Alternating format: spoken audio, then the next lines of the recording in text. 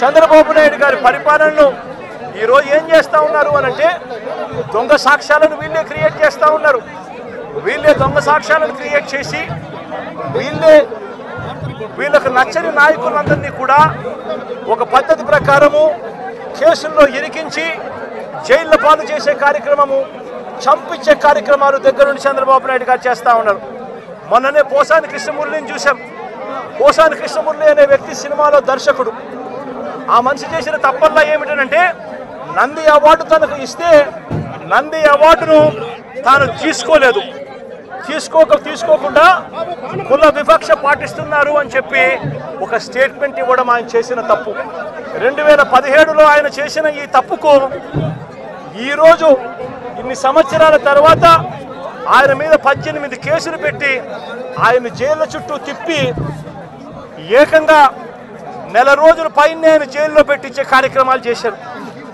దళిత మాదిగ సామాజిక వర్గానికి సంబంధించిన మా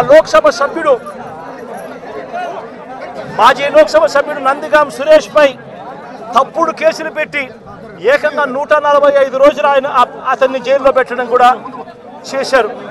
మాజీ ఎమ్మెల్యే పిల్లని రామకృష్ణారెడ్డి ఇతని మీద కూడా కుట్రపూరితంగా తప్పుడు కేసులు పెట్టి 55 రోజుల పాటు ఇతన్ని కూడా జైల్లో పెట్టించే కార్యక్రమాలు చేశారు. దాడులు చేసేది టీడీపీ వాళ్ళైతే జైల్లో పెట్టింది మా వాళ్ళను, వైఎస్ఆర్సీపీకి సంబంధించిన వాళ్ళను జైల్లో పెడతా ఉన్నారు. పోలీసులు క్రియాశీలక పాత్ర పోషిస్తూ ఉన్నారు. వల్లభనేని వంశీ తాను ఘటనా స్థలంలో లేడు అని చెప్పి ఏకంగా తెలుగుదేశం పార్టీ ఆఫీసు దాడి జరిగిన ఘటనలో తాను లేడు అని చెప్పి ఏకంగా కోర్టులోకి వచ్చి తెలుగుదేశం పార్టీకి సంబంధించిన వ్యక్తి, పనిచేస్తూ ఉన్న వ్యక్తి కోర్టు 18 సార్లు ఆయనకు వాయిదాలు పిలిస్తే 18వ తారీఖు రాని తప్పని పరిస్థితిలో పోలీసులే తనను ప్రవేశపెడితే కోర్టు ముందర తానే వంశీ అనేవాడు అక్కడ లేడు అని చెప్పిన తర్వాత కూడా వంశీని అదే కేసులో ఇరికిచ్చి అదే కేసులో వంశీని ఇబ్బంది పెడుతూ ఇప్పటికి 50 రోజుల నుంచి వంశీని కూడా జైల్లో పెట్టించే కార్యక్రమాలు చేశారు. ఇలా రాష్ట్రం మొత్తం మీద రెడ్ బుక్ పరిపాలన సాగిస్తూ ఉన్నారు. ఇదే చంద్రబాబు నాయుడు గారిని అడుగుతాను, అయ్యా చంద్రబాబు, ప్రజల్లో ఏదైనా కూడా మంచి పేరు తెచ్చుకొని రాజకీయాలు చేయడం నేర్చుకోండి. మీరు సూపర్ 6 ఎందుకు అమలు చేయడం లేదు అని చెప్పి ఈరోజు ప్రజలు గట్టిగా నిలదీస్తూ ఉన్నారు.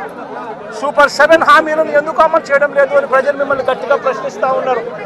ఇలాంటి ప్రశ్నించే సమయంలో ప్రజల గొంతు వినపడకూడదు అని చెప్పి రాష్ట్ర వ్యాప్తంగా రెడ్ బుక్ పాలన మీరు సాగిస్తూ వైఎస్ఆర్సీపీకి సంబంధించిన వాళ్ళు లేదా మీ సూపర్ 6ను మీ సూపర్ 7ను ఎందుకు అమలు చేయడం లేదు అని చెప్పి అడుగుతా ఉన్న ప్రజలను మీరు దాక్షిణ్యం లేకుండా ఈ రకంగా ప్రతి చోట కూడా పోలీసులను ఉపయోగించుకుంటూ ఎమ్మెల్యేలందరినీ కూడా హింసను ప్రోత్సహించండి అని చెప్పి వాళ్ళందరినీ కూడా ఉసగొలుపుతూ రాష్ట్ర వ్యాప్తంగా కూడా మీరు చేస్తూ ఉన్న ఈ దౌర్జన్య కాండ త్వరలోనే ప్రజలు చూస్తూ ఉన్నారు, దేవుడు చూస్తూ ఉన్నాడు.